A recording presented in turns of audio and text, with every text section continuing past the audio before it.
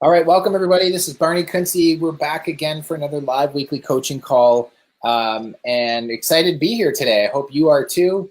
I don't know where you guys are tuning live from in today for today's call. You might be from Australia or the UK or the Philippines or in Arizona, or you could be in Canada like myself. But either way, we have a great call set up for you today again. And if you can do me a huge favor, just for a little housekeeping items. Number one, just go ahead and leave a comment and say, hey, I'm George from California or whatever. Just let us know where you're tuning in live from, because it's always neat to see. To my knowledge, the record is we had 9 different countries on one live call, which I thought was pretty cool. So today we have another installment of our live weekly coaching call, our animal wellness expert of the week, who is one of the presenters who came to us last year for the Animal Wellness Summit. Her name is Chantal Regan, and she is a French-Canadian living in the United States, I believe. And she's got a very unique story, number one. Number two, what work she's doing and the research that she's been doing, I think, is very, very cool. And I think it's something that is applicable no matter what animal you have, no matter what pets you have. It's something that's extremely important. And so I'm going to bring in Chantal. Click the magic button here, and you're here, Chantal, so welcome. Hi, thank you for having me. Yeah, you're welcome. Thanks for being here. Now, I said from the States, but where do I remember correctly that it was Arizona? Yep, exactly. Central northern Arizona, Prescott. Oh, nice. So how far are you from Sedona then? I would say about 45 minutes. 45 minutes, okay. Not too far. I think Sedona is probably one of my most favorite places on the planet Earth. Well, definitely, especially this time of the year. There's a little bit of snow sometimes. Yeah, be pretty cool. We have some Canadians on. We have Lisa from North Carolina, which is awesome. Welcome, Lisa. And James all the way from Edmonton. So hopefully you're staying warm up there in the Great White North. Edmonton gets pretty cold in the wintertime. But Chantal, for those that don't know who you are, I put you on the full screen here. Why don't you tell us a little bit about your background, what you do, and what you're a little bit of background on who you are and what you do. And then let's get into some of the coaching part. So I'm Chantal Regan. I'm a certified naturopath. I do basically naturopathy. Use symptoms as a roadmap to basically help the animals go. And my presentation was about water being essential. Okay, cool. So the water, now was the whole presentation that you did last year, was it mainly was about water quality, water sources, different types of water? Just let's expand a little bit further on that. Yeah, my presentation, the contaminants in water, and kind of what to watch out for. Okay, so and I'm getting a little bit of a delay. I'm wondering. Well, I was gonna talk here for a second. Do you want to try plugging your headphones in? Let's try that again and see. We'll try it and see. And I gotta take myself off here. So water quality, I mean, of course, is important. I think that more often than not, it's not really considered when it comes to our pets and animals. I know it wasn't for me. I mean, to a degree, it's not like we were feeding them dirty water, them as in our cats that we've had and our dogs. But it's just, I didn't really think, I don't know how else to say it other than, it's not like we were just feeding them dirty, like going out and getting ditch water and feeding to them, like we were feeding them out of the tap. But I was much more conscious for myself for the water. But then giving filtered water to our pets and animals is really important. But can you expand a little bit more about that on what you're seeing? And let's try your audio again, because yeah, James was saying that your audio is was a little bit broken up. Okay, does this? I think that's better. Yeah. Okay, good. So basically what I've been seeing is mostly too in public water, whatever we think that is safe in the public water systems. I've been finding that whenever you read the report, or sometimes when you test it, there's a lot of contaminants that are not disclosed, or sometimes that it goes above the PA thresholds and after the fact. So a lot of the times your pets at home, even your kids or yourself, you're going to be sick at home even before knowing that it hit you. Right. And a lot of the times the heavy metals or the other toxins are actually, they cause general symptoms, and it's really difficult to pinpoint them. Right. So what is the solution that you found? I know that in your presentation you went a little bit more in depth, but what have you found? Like, what's for everybody listening at home being like, okay, this is, I'm aware of that, but like, what are some things that I can do to start now to A, test my water, B, start considering options for treating? There's a lot of home test kits that you can get. Okay. There's also, you can check for the particles per million, but that doesn't give you too much because some of the minerals are actually healthy. The water test, sometimes it will tell you which contaminants. I would say be aware of, read your water reports. And if you have a well, make sure that you test your water often. Okay. At least at a minimum once a year, depending on the location you're at too. If you're big in farm country or mining towns or things like that, it's really important. Filters. Sometimes buying the most expensive filter doesn't mean that it's the best.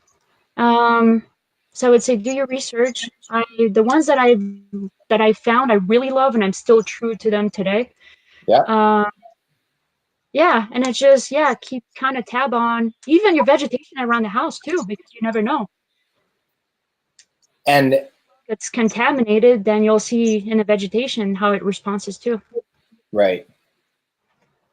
So, okay, so the home test kits are something that, do you have one that you said that ones that you recommended or you recommend that you've been using. So what are they and where can people get them?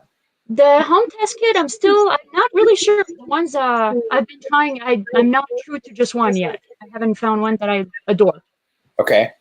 So I do have particles per million. I have another for nitrates and radiation. And then I just tried the home test kits here and there, different brands.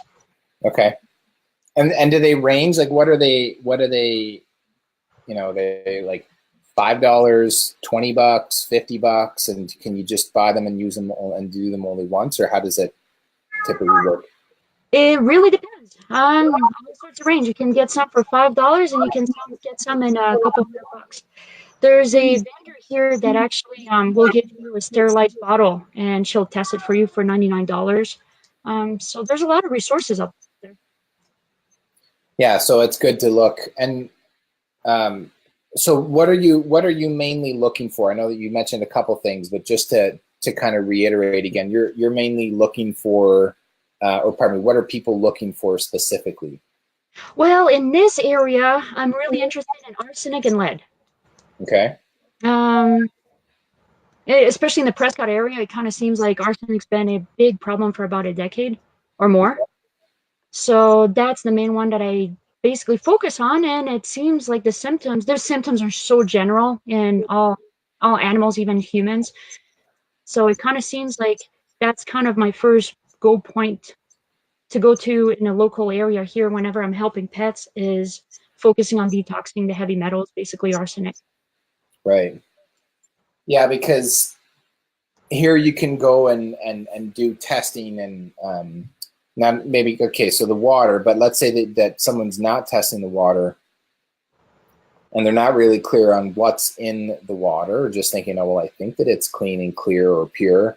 And then they're dealing with certain ailments or symptoms with their pets and animals, and then, but really then what they're feeding, it could be, it's not necessarily 100% certainty, but it's possible that whatever the water they're drinking could be slowly, draining their nutrients or just causing the problem, right? Yep, exactly. Yeah.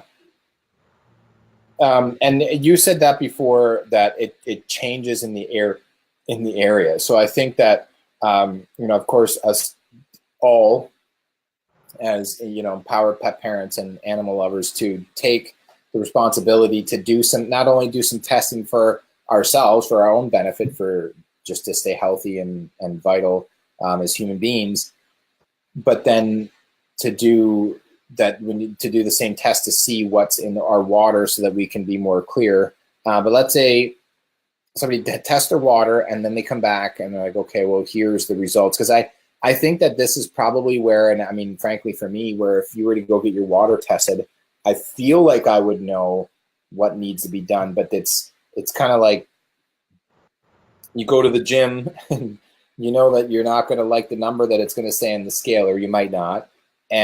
But if you're not, you know that exercise and eating healthy is good for you, but then you're not really sure how to put an effective plan together. Being empowered with the knowledge of, well, I know I want to get fit and in shape is important, but then if you don't know how to put a plan together, then it can be kind of challenging. So if you get what I'm kind of trying to say, that if people go and do the tests, they get the results, then what do they do? Where can they go to find more information to start taking action? And what? Well, actually, yeah. So the first thing for me was basically getting my filters, but now it's, why did the body allow to have toxins in them and not be able to detox? The body is basically made to detox daily, or else we would go toxic. Right. So it's basically, you have to go back to foundation of health, nutrition, species appropriate diet, make sure that you're not deficient. Because a lot of the times, whenever you have a toxin that's taking place, it's taking place at the receptors, kind of like, what is one? I actually took a note. Iodine and mercury. Sometimes we become iodine deficient, even though you supplement. If you're mercury toxic, it's going to be hard to be able to make your body absorb the iodine. So it's Right. important to always have species appropriate diet and basically replenish and make sure that you're not deficient. Right. And then Okay. filter species appropriate diet. And yeah, it's technically anything in health. I tell people, don't get overwhelmed, do your research, but also baby steps and make sure that you always make progress. Right. No, that's good. Now, do you go more into detail, of course, in your presentation on the, like, in the summit, like you go through like kind of step by step some of the elements to be considered, right? Say that again, sorry. You, in your presentation in the summit, you go through the testing process, like not just saying here's all the stuff you can find in your water. From what I remember, and is what I went through, is it's not just that, well, here's everything that you could find in your water and what's bad, but there's solutions that are being given, right? Oh yeah, no, it's really interesting. It's even like the tap water, it's treated. You're thinking it's really healthy. There's not going to be arsenic in it, but sorry, in this area, there's arsenic in the tap water. But just kind of finding things. It's just the chlorine. The chlorine is actually really toxic, and we think it's for our benefit. So what I tell people when they want to wash their dogs or kids in the bath, make sure that you put like bentonite clay in the water or Epsom salt. Try to absorb some of the bad chemicals and at least make some benefits. Right. Okay, that's good. So this, Lorraine was just mentioning, saying our dogs get hydrogen water from our Echo filter, same that we drink. And also that, which is cool. I feel like I've heard of that before, that type of water filter. But you can check you can check your water supply on EWG. Our tap water is toxic. Thank you. Yeah, so I didn't know that. I knew that EWG, you can find good resources on there about. I didn't know that you could find your local water supply. So Lorraine, if you can comment, let us know where you are or what state you're in. If you're in the U.S., I feel like you probably are, but it's possible that you could be in Canada or in another country. So let us know where you are, because I didn't know that. I didn't know that you could check the water supply, but I guess it makes sense because, I mean, really, the EWG, which, by the way, guys, is the Environmental Working Group, and I think the website is just ewg.com or .org. I can't remember actually at the top of my head, but that's helpful. So thanks for sharing. Yeah, thank you, Lauren. That's good. Okay, so when it comes to the water, so you're saying that to get the test, get some of the tests, run the tests, and then also, okay, Lorraine's saying that I just want to do this in real time, ideally. Yes, I was shocked. I would be too. You know, because as much as I think deep down, a part of us as human beings, we want to think that our water out there is toxic, but our water locally isn't toxic, or you know, my water well on our farm is not toxic, or you know, in my city they do a good job. I think it's clean. We don't want to, you know, but stuff like this happens, right? And she's in upstate. Even here, I get say, oh, but the water taste is good. I'm like, it's more than just the taste. Right. So tell us a little bit more about that then. Well, just in an instance, when I lived in the Midwest in the U.S., one of the towns, people were really proud of the water. One of the motto was the safest water in the region or something like that. In a couple of years, I've noticed that a lot of people were having weird symptoms, like a lot of shaking, Parkinson's. It was farm country. And what we found out is arsenic came up really high. It came up in the news. Sorry, we had an overload of arsenic. And in their approach of what they were taking. But for years, they were the safest water in the region. Yes. And what was that last part? And people love the taste. Right. It's if they're in denial, don't change it. Wow. So for those that aren't aware, do you know, I mean, I'm familiar with what arsenic is, but what is it as a compound or mineral or an element, and what is it commonly used for, and why would it be in our water? Oh, geez, I wish I knew. I know I think in the area here, we have really hard soil. Yeah. And we have a mine here that had a spill of arsenic. So right there, there's a couple of different types of arsenic. So I know some are easier to detox and some of them are more toxic. And besides that, I really don't know, besides what I see in people really getting sick or pets or. Okay. And so what is the method of when you say to detox? So we test our water. We're like, yep, there's arsenic in our water. Where do you start from the detox process? So I think you already mentioned it, but just because I think this is important, because as I give you a minute before you answer, I don't want to cut you off, but I was going to say that I think that one of the challenges when you're pursuing health and vitality and traveling down that path of not only for yourself, but for your family, for your household, for your pets or your animals, is it takes a lot of energy and mental clarity and focus to, you know, make decisions and to have that vitality to be able to feel like you can make these changes, to, you know, do the test, to buy it, to then get your water tested, and then face the facts, like Lorraine said, that I was shocked about what's in my water, but then to know, okay, now that this is in my water, what are the proper methods and or protocols that we or I can take in order to start, you know, cleansing or just cleaning and detoxing, as you said, right? Exactly. So, okay. So yes, arsenic's a heavy metal. And to me, because it happened to my family about, I would say 2 years ago, not a fun one to detox based on what I researched and a lot of water experts that I've met here in town. Being a heavy metal, being a toxin, basically you want to take a whole body approach.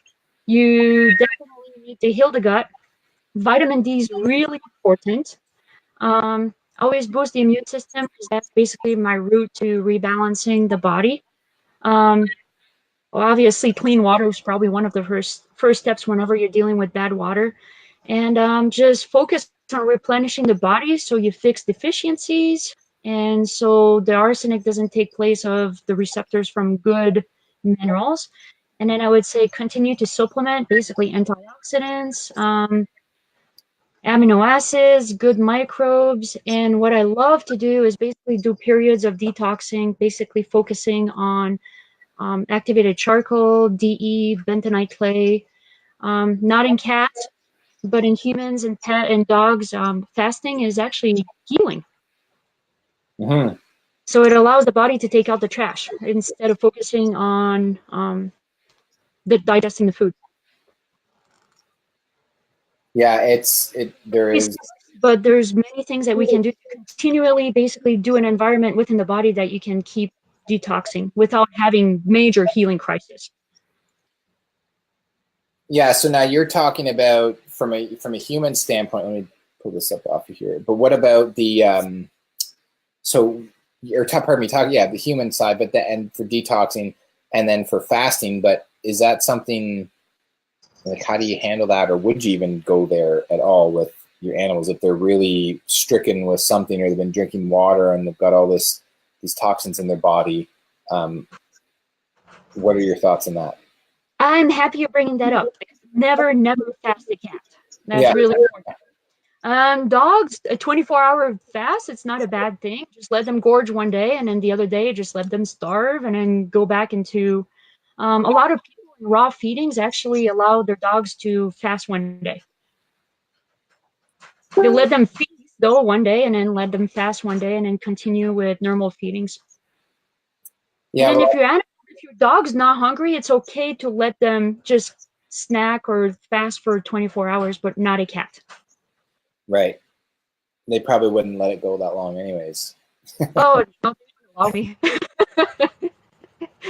Yeah, there's I forget who I was talking to a couple weeks ago on one of the calls. They were saying that oh my goodness,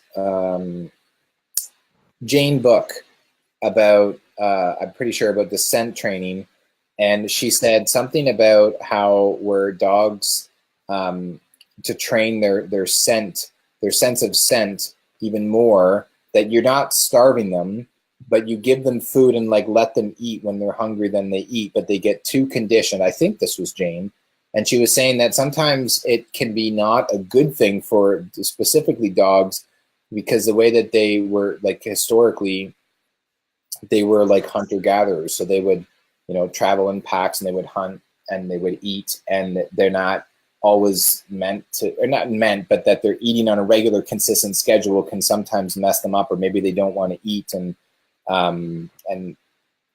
so it's basically just saying that there's the question and the concern that was brought up was saying, well, isn't that, one couple of people were saying, well, that's not good, you're starving your animals, like why would you do that? And then another lady, and I think it was Jane, but I feel like maybe it was somebody else. I'm gonna do so many of these calls, I forget who I was talking to about which topic. But the comment was really, and it made a lot of sense. It was really just like, I mean, there's days for me as a human being, I'm a 245-pound guy, 35 years old. I love eating food. I love eating good food.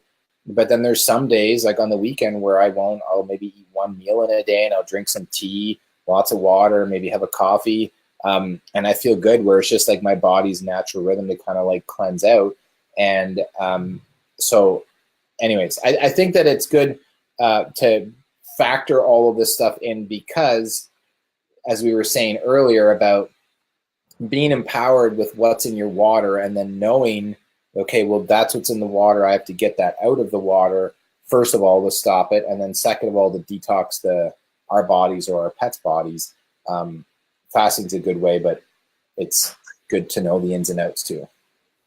Exactly. I want to go back to what you said about the hunter. It's true. I've been playing with my cats. I have Bengals, and I've been playing outside. I live in the country now on well water, purposely. Yeah. And it's really fun to watch them, because if they're full, they're full. They're just going to go play outside. They see rabbits. I watch them, and they're not going to catch the rabbits. But if we're just before a meal, so they're hours before a meal, they come so close to catching the rabbits. So same thing with dogs. Basically, if they don't eat the whole day, they're going to be really good hunters. They're focused, their sense of smell is heightened, and that's when they're more of that carnivore behavior. So right. I like that comment that you made about the hunter and fasting. Yeah, well, I think it's, I mean, that's a fact that, whoops, I'm off the screen. That's a fact that's present. Like, it's not like it's very commonly known that, but I think that we just, when I say we, I mean that as a collective term, that on average for us as pet owners and pet parents, that it's more so that we feed our dogs on a regular, consistent schedule because that's how we feed ourselves. But there's controversy on that even too in the health field about eating on a consistent, predictable schedule, that instead of letting your body's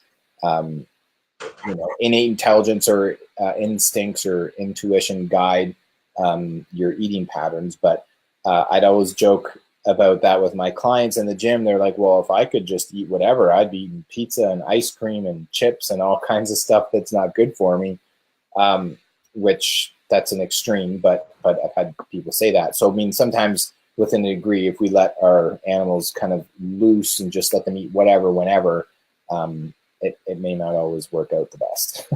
That is true. Yeah, I totally believe it. Yeah.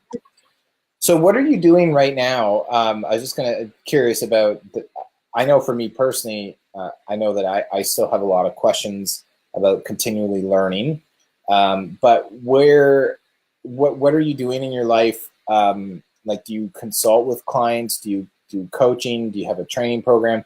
Because all too often what happens when we do these coaching calls, if we don't communicate and explain the details on the call, we as in the Wild or the Animal Wellness Summit get a lot of questions after, which isn't a bad thing. It's just like, well, Chantal was so interested, I wanted to talk to her and whatever. But do you do this work full time? Is it part time? Tell us a little bit more about that. It's part time because my first profession, I'm a CPA tax accountant. Okay, yeah.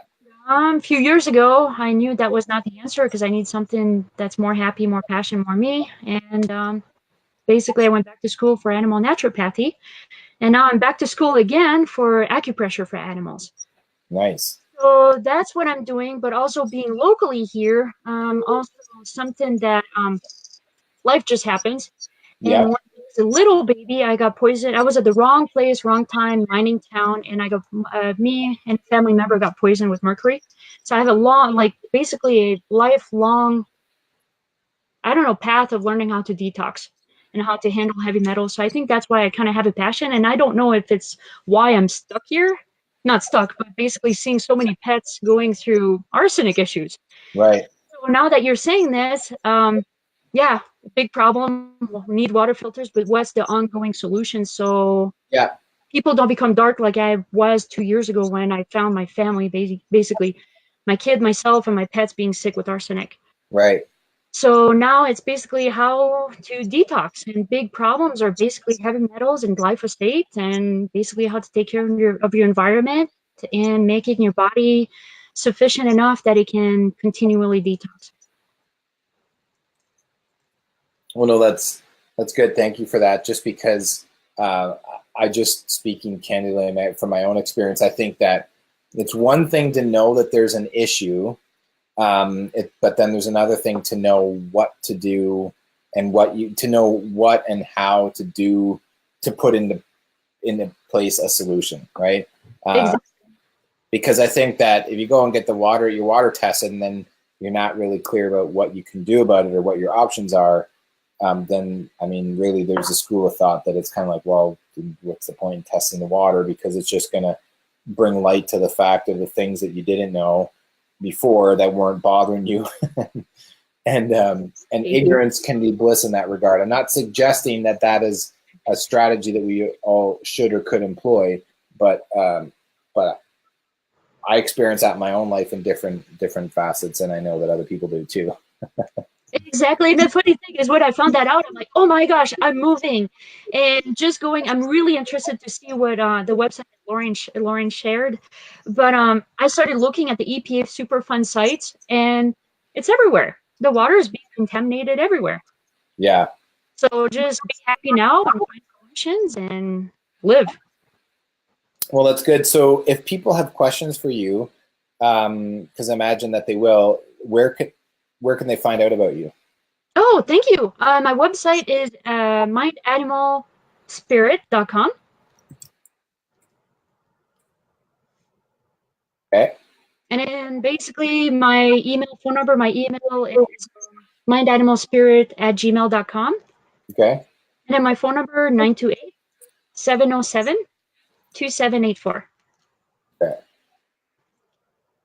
So I probably won't type the number out, but I'll at least put your website Thank you. up here. So because it's just good. So if you guys are finding this interesting like me, and you have questions, I just personally find them like if you and that's a beautiful part about the summit is that everything's all in one place. There's so many different elements and aspects and things to be considered with our pets and animals health. But if you can be empowered to ask another expert who's done a lot of the work, or a passionate researcher and educator like Chantal, it makes sense to cut the path down of time to just get straight to the solution or the answer that you're looking for.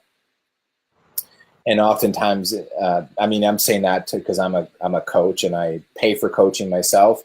I have 2 coaches in my life to help me work on the areas that I want to work on to reach my goals. And then I do coaching with my clients a little bit for personal training, and then at a higher end for advertising and marketing for other businesses.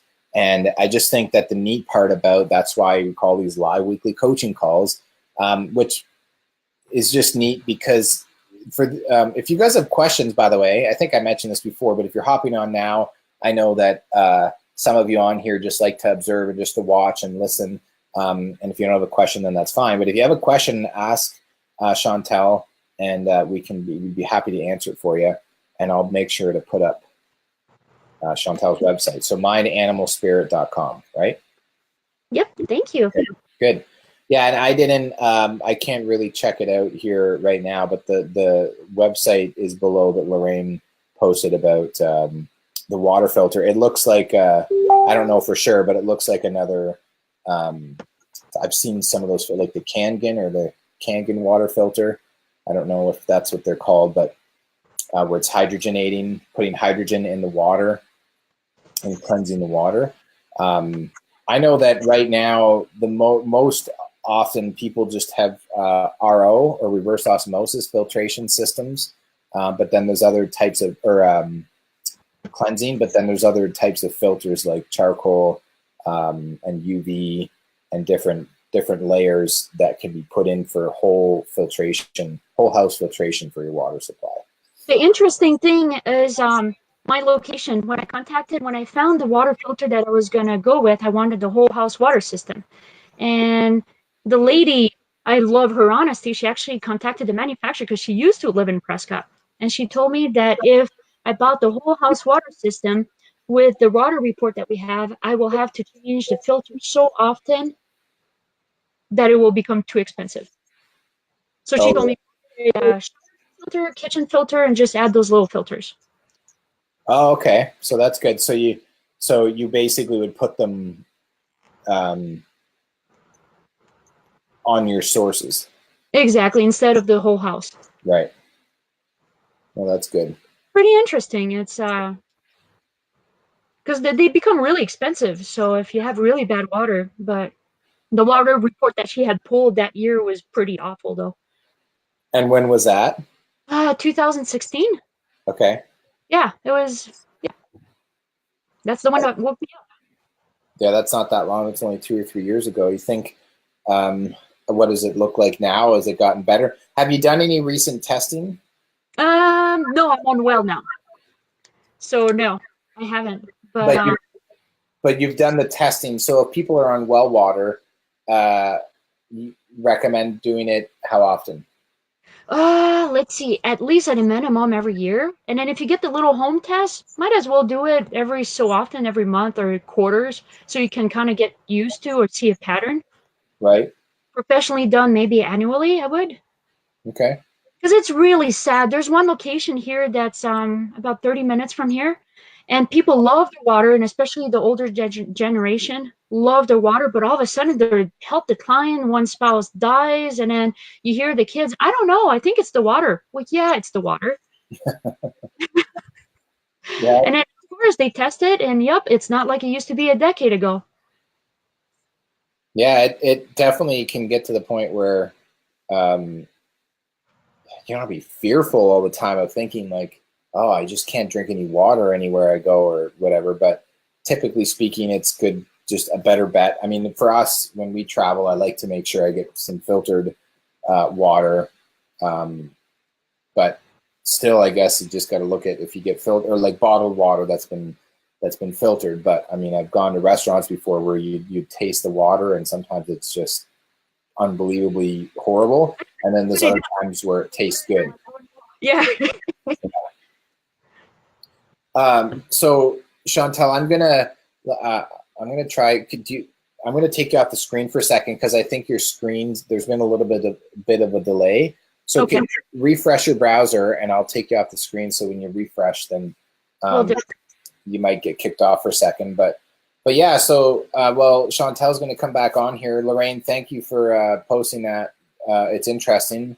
The hydrogen, alkaline, and acid water. I'm curious. I want to look more into the acid water. I'm not sure what the reason would be with that, but it's kind of neat that it does all three. Yeah, any questions for Chantal? I'm going to bring her back up here. All right, let's try it again. Okay, does it work better? Yeah, there we go. Now we're, before you were at a little delayed, so you were finished talking, and then I would see your mouth keep moving. Oh. Yeah, so what else do you have that you can share with us from an empowered standpoint of, things to look out for, things to consider, tips, tricks, anything? Well, in pets, what I've been seeing is a lot of hot spots, like the fur falling off, like the skin scabbing, also energy levels that I've been seeing. It really affects them. And a lot of, let's see. Yeah, that's basically the main complaints that I've been seeing. Okay. So so basically, I think the first thing is that for an action plan of kind of like, okay, because I'm thinking in the spot of those of you who are watching now and then live in the future, of being like, okay, this is cool, but I'm kind of freaked out. I don't know if I want to test my water, but I'm going to test it. So first they start, and just let's summarize again, the main things we want to test for are which?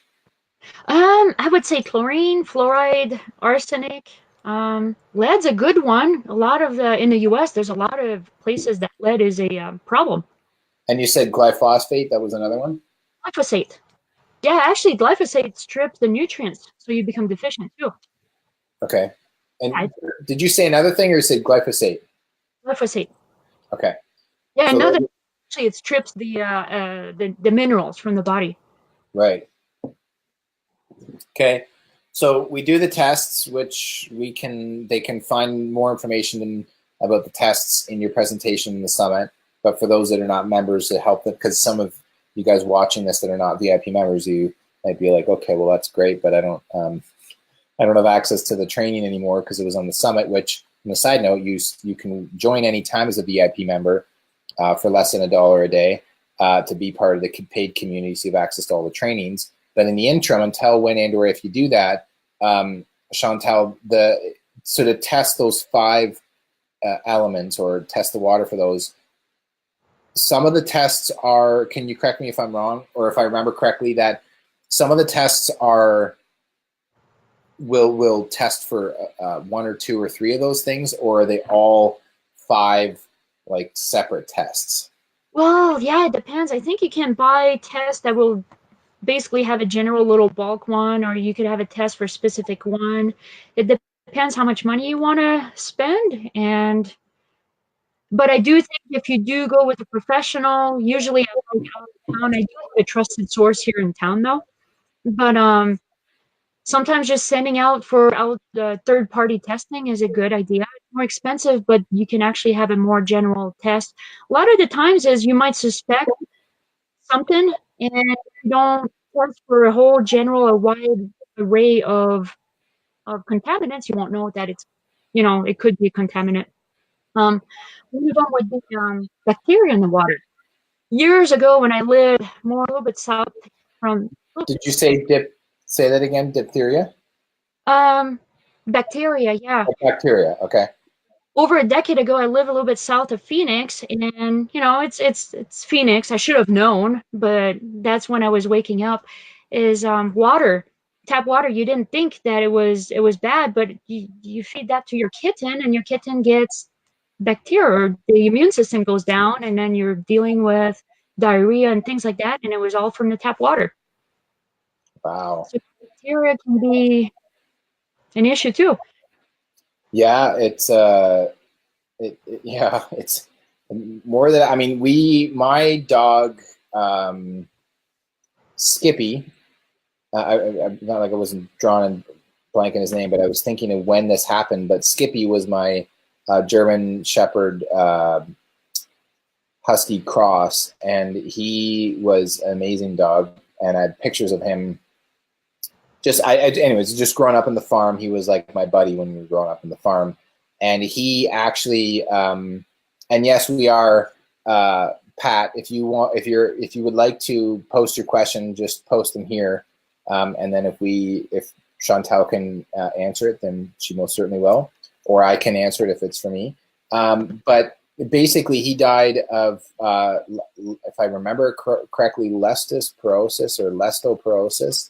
It was from some sort of a bacteria from drinking ditch water or drinking water that was not in it. That's what ended up killing him.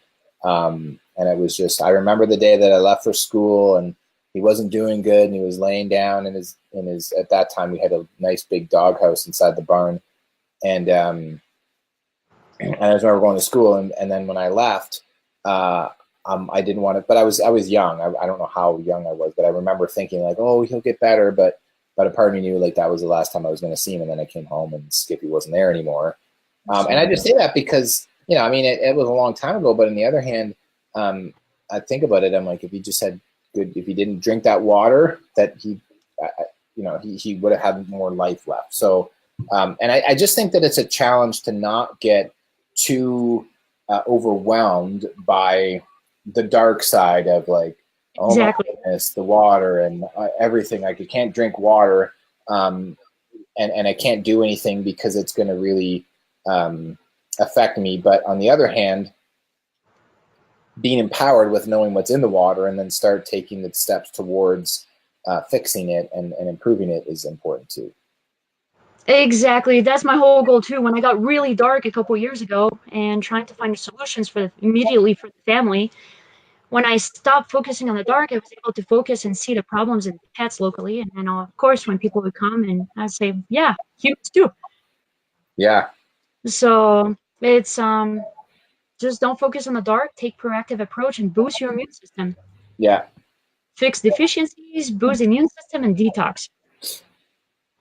Yeah, I heard somebody said this, and as a joke, says where all the wisdom is being shared these days is on social media.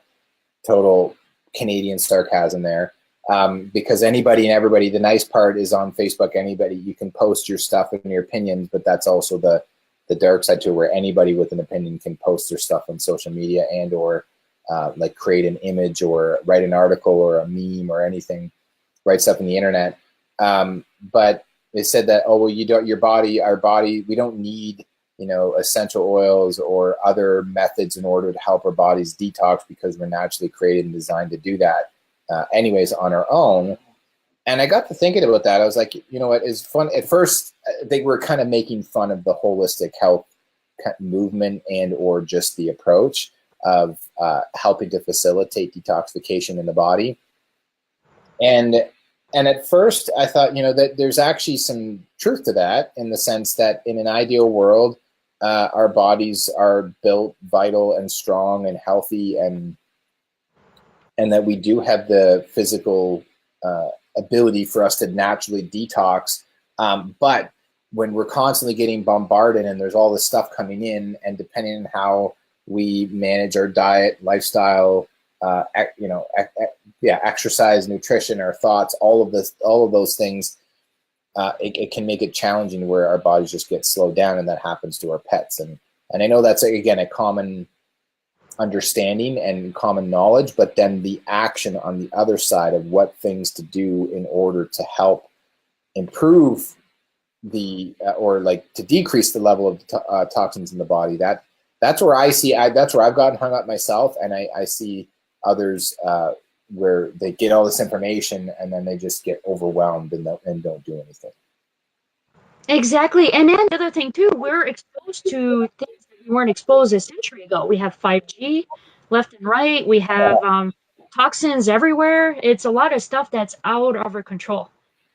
Yeah, the 5G. It's up to 5G now. Well, I don't know. It's I think so, and it's supposed to be bad. It's supposed, well, yeah. Yeah, well, a 3G and 4G. I didn't know they were up to 5G already, but okay, Pat posted this question. Yeah, I just want to put this up here because I think it's funny. Lorraine, I know it's crazy, but yeah, everyone needs essential oils. I agree with you 100%. And she's put LOL, even our fur kids, 100%. But there's some people where I just, have to, as that says in the Bible, that don't cast pearls before swines. Some people that just aren't open to it, there's no point trying to talk to them about it. So while I give a minute for Chantal to read this, I'll read this out loud for the benefit of the recording after. Is Pat's asking, okay, great. I give my kids filtered, which I think she's referring to her fur kids, filtered water, but I've been considering adding a bit of pink Himalayan salt as well as colloidal silver. The salt would be for mineral content, while the colloidal silver is for the cataracts that plagues one of my kids. I would prefer to do the CS, colloidal silver, directly in the eyes, but she's very skittish, and so I don't want to add that. Thoughts on this? I really love this. Yes, I actually use colloidal silver in the eyes, but I mix it with organic castor oil.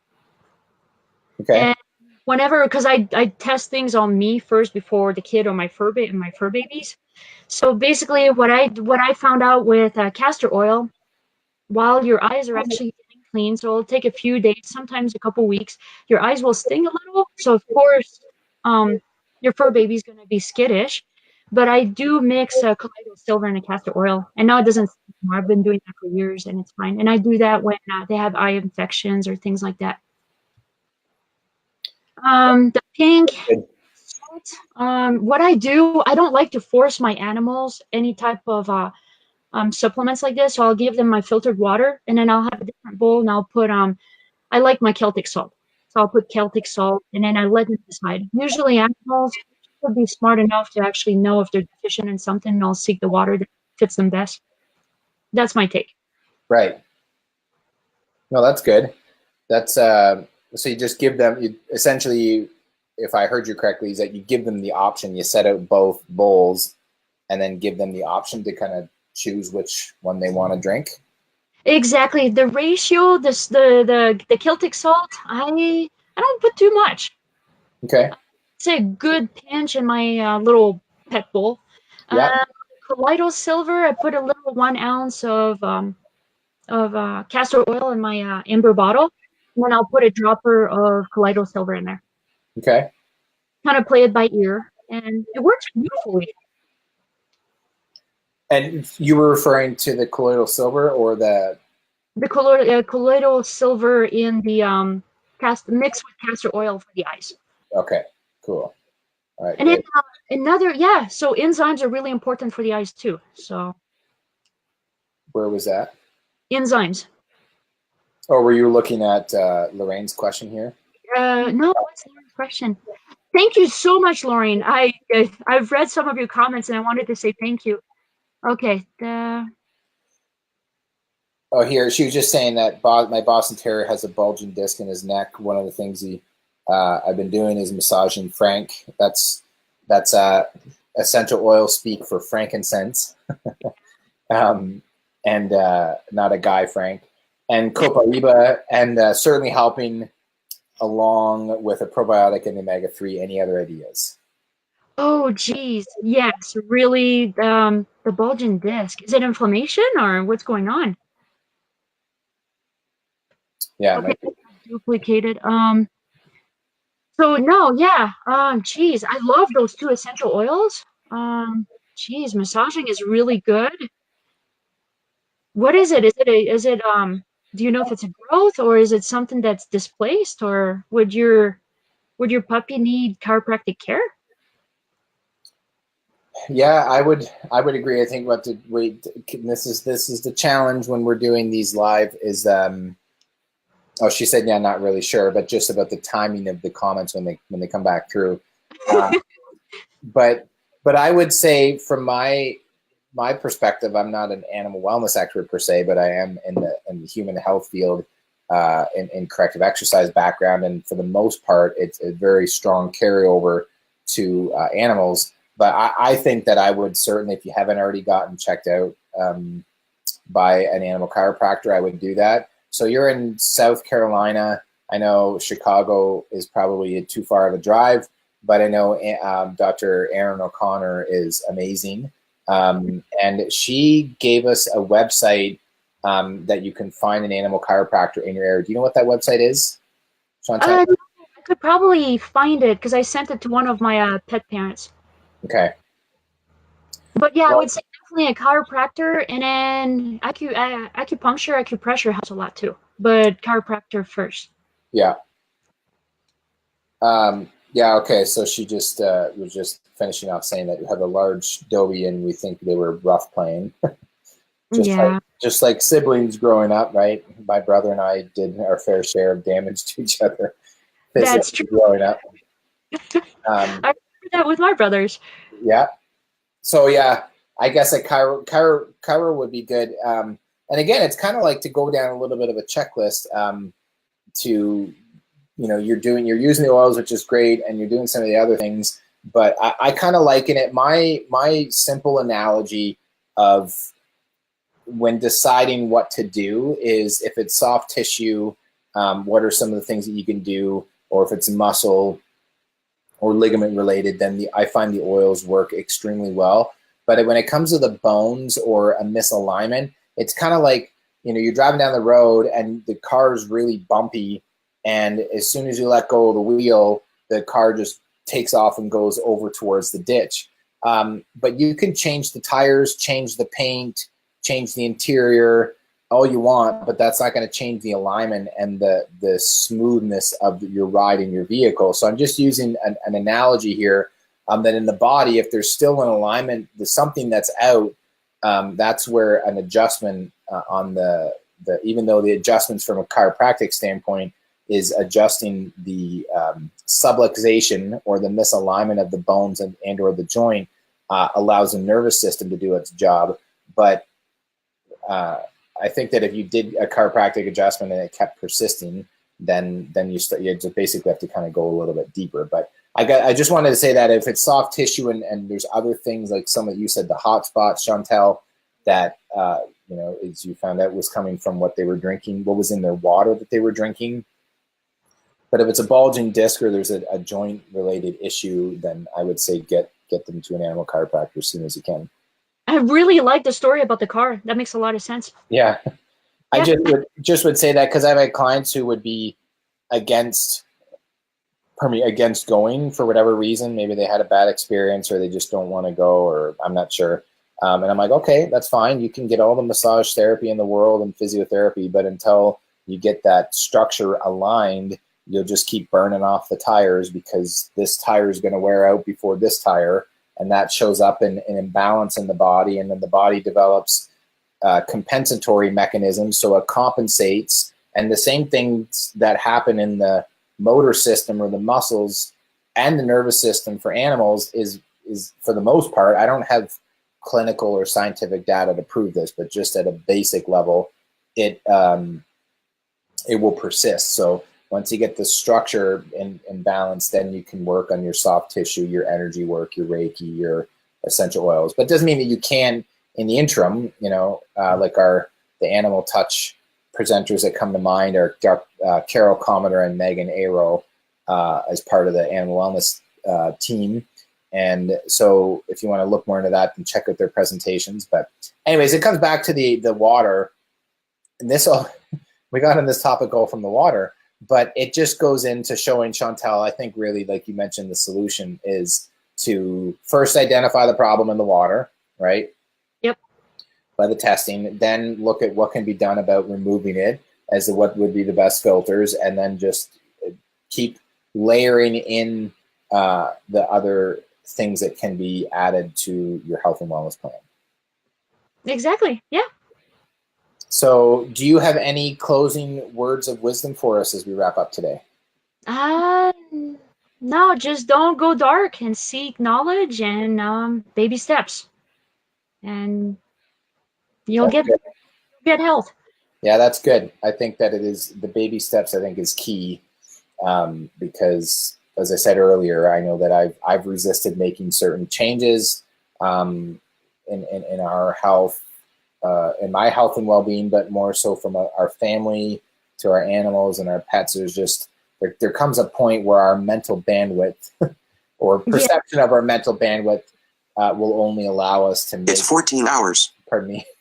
My computer's telling us what time it is, but allow us to make certain changes. But when you can break them down or chunk them down and just do little bite-sized pieces, it can get them done.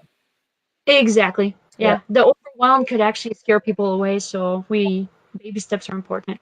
Yeah, that's right. Okay, well, awesome. Well, thank you for jumping on here. Thank you, everyone. Thank you for the questions too. And Lori, thank you. I appreciate your comments. Yeah, awesome. And thanks, Pat, for that great question about the Himalayan sea salt and the colloidal silver. And I put up, so Chantal's website, again, what's cool about how we have things set up here, everybody, for the Animal Wellness Summit is that we have a great variety and selection of animal wellness experts that bring something different and unique. So we do these calls every week. As of right now, unless you hear further different from us, we're every Wednesday at 1 p.m. However, next Wednesday is actually different. Petra Christensen, who now lives in Arizona. She moved from Colorado, and she is into the horse world. So she's doing our first monthly mini masterclass. So for those of you who are VIPs and Platinums, I know I saw Kevin Haney on here earlier. I don't know if he's still on. I know that him and his wife Wendy are Platinum members, which means they have access to both of our summits and the training content that goes along with it. You guys have access to these monthly mini masterclasses for free. And then everybody else, every month we'll be letting you know what topics are coming up. And it's about a 90-minute training where it's going to be a focused teaching or training. And I feel like this could be a good topic for the monthly mini masterclass format, Chantal, so we should connect on this after. But basically, Petra is talking about the 3-step blueprint, or the 3 steps that you can take to building a natural horse habitat and on a shoestring budget, because she has found that people will go out and spend a gargantuous amount of money on building these big elaborate like horse shelters and barns and stuff, and the horses, they're like, they would just rather be either something basic and simple that they can still see and feel safe in. But she has a very cool background, unique background. So that is something that if you're not a VIP member, you can purchase access to that, and then you attend the training live. If you miss it, then you still get the video, the audio, and the transcript as a download that you can then own for life. So we've just been finding that the feedback, we do these calls like what we're doing right now with Chantal, and then we will get asked saying, hey, well, I missed the summit and I'd like to join, but I'm not sure. I'd like to just buy some specific trainings or whatever.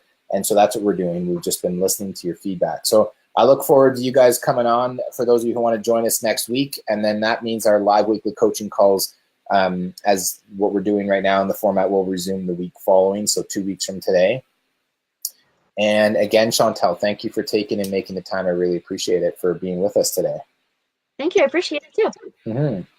Okay, guys, well, we're going to wrap it up. Have a great day. Stay blessed, stay grateful, stay humble, stay hungry, and remember to continue to empower yourself with testing your water. Don't get overwhelmed, and just take baby steps, as Chantal said.